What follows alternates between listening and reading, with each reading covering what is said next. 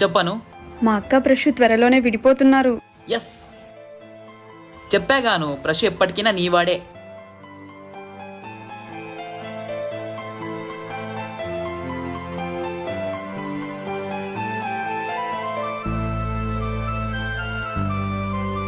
ఏమైంది అక్క అలా ఉన్నావు? ఇంత లేట్ అవుతున్నా ప్రశు ఇంకా ఇంటికి రాలేదు. కాల్ చేస్తున్నా లిఫ్ట్ చేయట్లేదు. ఈ మధ్య నేను గమనిస్తున్నాను అక్క, బావ అసలు నిన్ను పట్టించుకోవట్లేదు. ఇదంతా గమనిస్తూ ఉంటే నాకు చెప్పాలనిపిస్తుంది. బావ మనసులో నువ్వు ఉన్నావా? ఆలోచించుకో అక్క.